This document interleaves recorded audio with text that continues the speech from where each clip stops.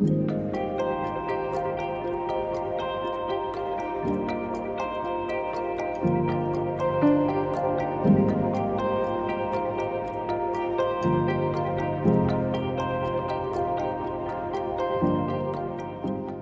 sucre, Grain Marketing, l'industrie alimentaire va-t-elle enfin changer de modèle? Ou pas? Ça, c'était la question aussi. Bien, je m'appelle Pierre Garin, je suis diététicien nutritionniste. Je suis surtout ici dans le cadre de ma pratique, puisque je suis praticien. Je consulte principalement en nutrition du sport et les troubles du comportement alimentaire associés au sport, et le NEXT, qui est le Nutrition and Exercise Therapy, la remise en mouvement, en réathlétisation des patients avec des pathologies lourdes, telles que le post-Covid par exemple. Et je m'occupe aussi de beaucoup de patients concernés de l'intolérance alimentaire. Et dans ce cadre, je suis vice-président de l'UPDLF, donc que vous retrouverez si un jour vous souhaitez retrouver un diététicien. C'est maintenant dénommé lesdiététiciens.be. J'ai, à la suggestion de M. Pellegrin, mis 3 axes de ma présentation. La première sera le sucre, sommes-nous naturellement accros? Ça va aller très très vite. Les sucres et les alternatives, et ensuite les recommandations, est-ce réellement nécessaire? Alors, concernant le sucre, les sucres, puisque vous savez qu'il y a une législation appropriée au sucre, avec le S ou sans S, et là j'ai mis vraiment plusieurs S pour ceux qui sont véritablement accros. Donc je ne vous ai pas oublié, et il y en a beaucoup certainement. Mais sommes-nous réellement accros? En fait, quelque part, comme M. Ahmed l'a dit justement précédemment, c'est comme une drogue. Et c'est vrai que dans notre pratique clinique, on parle comme si c'était une drogue au quotidien. C'est vrai que ça assiste le système de récompense, mais comme il l'a bien expliqué, finalement, pas que, parce que ce qui est pour nous très important en clinique, c'est oui d'avoir de la recherche, mais c'est se rendre compte évidemment que au niveau clinique, la production l'insuline est un élément très important dans la prise de poids, par exemple, dans le diabète. Donc nous essayons évidemment, nous, de nous focaliser sur ce que l'insuline pourrait avoir comme incidence chez les patients ayant une surconsommation de sucre. Ceci est un autre sujet complémentaire qui un jour on pourra le débattre si vous le souhaitez. Je vais vraiment en rester là parce que quelque part, sachez qu'on est dans une période où on parle beaucoup du climat et aujourd'hui on parle s'il n'y a pas de nature, il n'y a pas de futur s'il n'y a pas de nature. C'est vrai que s'il y a un lobbyiste évidemment dans la salle, je vais lui faire plaisir. Je mettrai il n'y a pas de futur s'il n'y a pas de sucre, évidemment. Et moi je vais préciser une chose importante sur laquelle je suis convaincu, je suis un éternel utopiste, auquel je crois, c'est qu'il n'y a pas de futur s'il n'y a pas de santé. Et là, je vais attirer votre attention à partir de maintenant sur les aspects santé, évidemment, de la prise du sucre. Alors oui, nous sommes accros, mais on n'est pas accros qu'au sucre. On est accro à beaucoup de choses, dont aujourd'hui, on sait des éléments, quelque part, certaines recherches très intéressantes déterminent que certains additifs alimentaires associés à certains types de graisses hydrogénées, certains types de graisses, on va dire, je vais appeler ça artificielles, associés au sucre et différents types de sucre, pourraient même optimaliser, malheureusement maximiser effectivement cette tendance à cette dépendance aux produits gras, sucrés et salés. C'est encore un autre élément de présentation qu'on pourra faire ultérieurement. Si un jour vous souhaitez organiser une réunion, n'hésitez pas, vous pouvez me contacter, on a plein de sujets aujourd'hui qui vont sortir. Alors, je vais vite passer effectivement aux sucres et alternatives. Les alternatives, oui, donc on sait qu'on est accro au sucre. Les alternatives, est-ce que réellement on est accro qu'au sucre ou on est accro aussi aux additifs?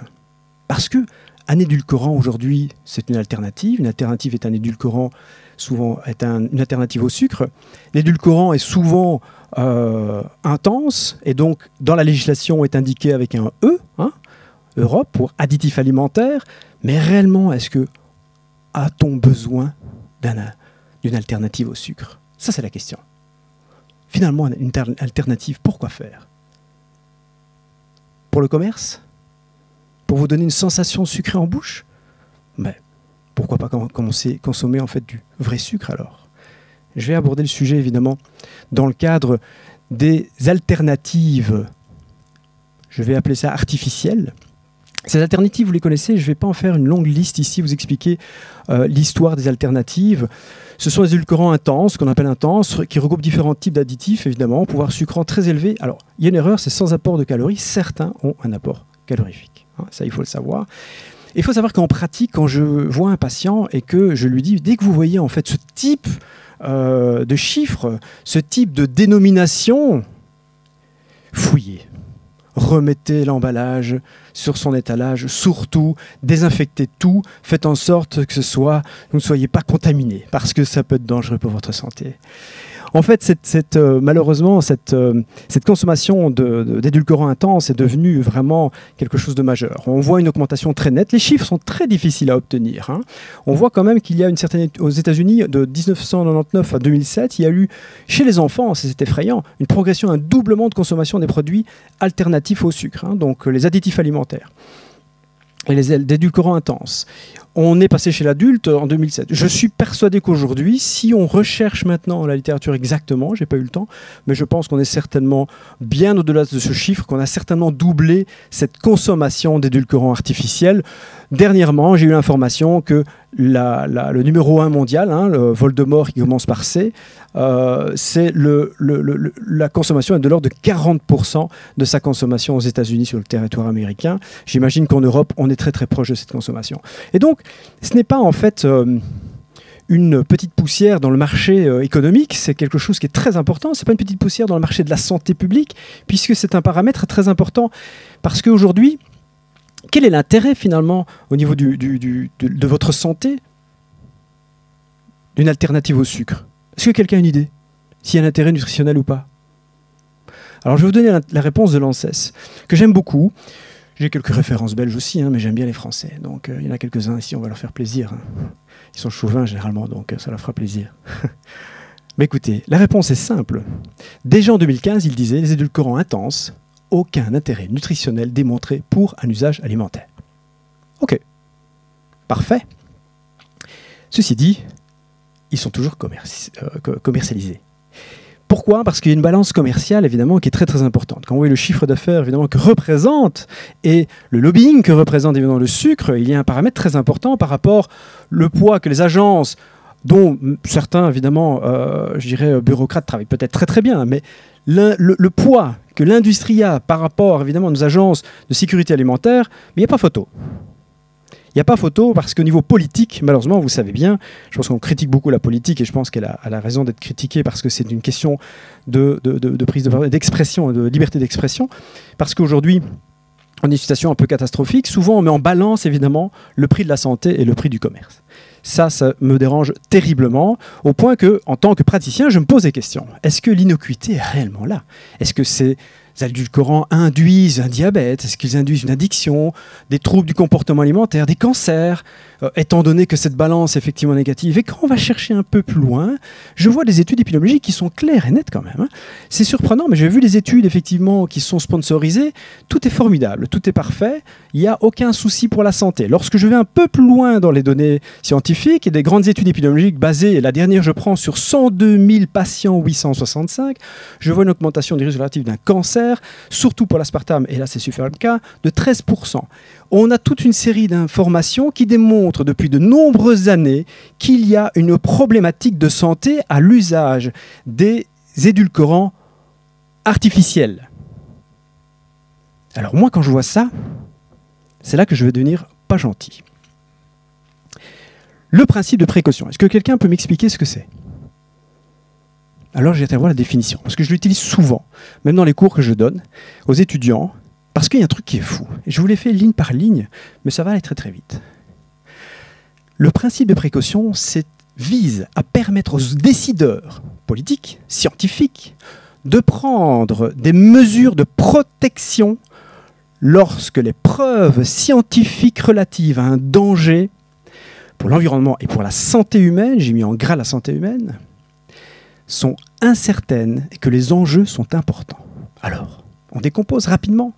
Les preuves scientifiques, pour moi, pour la santé humaine, sont incertaines, claires et nettes. Et le principe de précaution devrait être enclenché. Et ce qui est d'autant plus intéressant et, je dirais, énervant pour moi, c'est que les enjeux sont très importants. Et là, je voulais quelques données, en fait, qui proviennent de la région wallonne, ou du caractère belge, pardon, avec Sciences Sano, qui m'en avait dit sur une chose, c'est que entre 2004 et 2014, et on va continuer comme ça, hein, regardez le pourcentage de la population qui a une consommation inférieure aux recommandations. Légumes, noix, lait, produits, œufs, poissons, formidable. Hein. Par contre, regardez la boisson sucrée, 96,5% de la population a une consommation supérieure aux recommandations. n'oubliez pas une chose, hein, depuis 2004, il y a des plans nutrition santé en Wallonie et en Belgique. Hein, c'est formidable ça quand même. Hein. Et je ne vous dis pas en 2018, 2022, je suis persuadé de toute manière que pas grand-chose a changé. Est-ce que vous avez une idée aujourd'hui pour les personnes au-delà de 6 ans qui consomment au moins 2 fruits par jour? Quel est le pourcentage, à votre avis? Une vraie catastrophe. On est en Wallonie à moins de 30%. La Belgique est à 32 et des poussières % de personnes qui consomment au moins les 2 fruits recommandés. Et là, je vous ai étonné. 2018, la prévalence du diabète. Oh, on est déjà à cette époque-là, en 2018, un des pionniers dans la prévalence du diabète en Europe. Hein. On est très très mal positionné. À votre avis, en 10 ans, avec des beaux projets, avec des belles informations marketing qui disent évidemment remplacez votre sucre par du édulcorant, ça va bien se passer, tout est pas de problème. Hein. Voilà, ça c'est la Belgique. C'est la Wallonie, surtout, dans une situation catastrophique. Nous sommes aujourd'hui la région la plus mal placée d'Europe. Ça doit faire réfléchir tous les praticiens, d'autant plus que de 2019 paraît au Conseil supérieur de la santé en fait les nouvelles recommandations belges pour l'adulte qui met en évidence les 15 facteurs de risque liés à l'alimentation provenant du Global Burden Disease 2017. Alors, je vous rappelle quand même que là, je vous ai parlé des fruits. Oui, maintenant, regardez une chose, c'est les catégories d'âge en Wallonie. C'est ceux qui vont payer nos pensions, qui mangent le moins de fruits et légumes. Vous pensez qu'ils vont vivre longtemps en bonne santé? Je ne suis pas persuadé.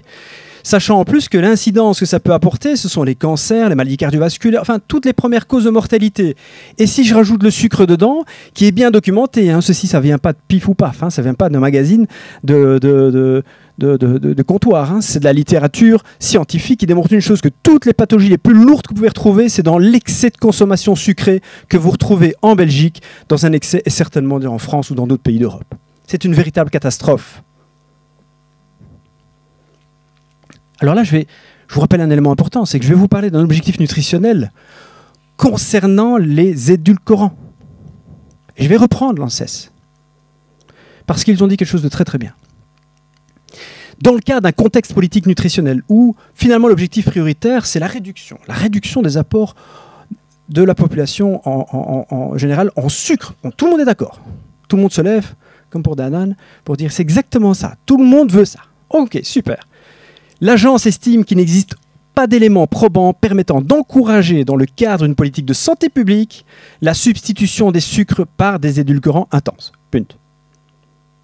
Mais ils vont un peu plus loin, ce que j'adore. La réduction doit être atteinte par la réduction globale du goût sucré de l'alimentation, et pas le côté excessif. Et ce, dès le plus jeune âge déjà, et à ce titre, l'agence précise que les boissons édulcorées et les boissons sucrées ne se substituent pas à la consommation d'eau. Prenez-le en photo, s'il vous plaît. Et s'il y a une agence de publicité, qu'il le publie en toute la Belgique. Parce que ça, c'est ce que nous essayons de faire aujourd'hui au quotidien, en pratique, en consultation. Et je vous assure que c'est extrêmement difficile. Quand j'entends un ministre ou alors une grande agence de communication ou alors une grande société vient dire « on fait beaucoup d'efforts », vous ne faites pas d'efforts. Aucun effort n'est fait. Ce sont les praticiens qui essaient de faire des efforts et les chercheurs qui essaient d'avancer sur ce domaine. Mais certainement pas aujourd'hui le monde économique. CQFD, comme je disais malheureusement, le poids économique toujours beaucoup plus grand que la santé. Alors j'espère un jour voir quelqu'un qui va venir vers moi, un patron de société qui va venir dire « Monsieur Garin, j'ai entendu un jour un de vos exposés, j'aimerais bien avoir une stratégie nutritionnelle intelligente. » Je clôturerai en fait par les recommandations nécessaires. Enfin déjà, est-ce que les recommandations sont nécessaires? Quand on en donne, elles ne sont pas respectées. Donc finalement, pourquoi les faire? Ceci dit, une chose a été éditée très intéressante au Conseil supérieur de la santé. Vous pouvez l'obtenir en fait gratuitement. Hein. Donc vous allez sur le Conseil supérieur de la santé. En fait, vous téléchargez effectivement le document de juin 2019 et vous avez toutes les explications sur ce que nous devrions manger idéalement.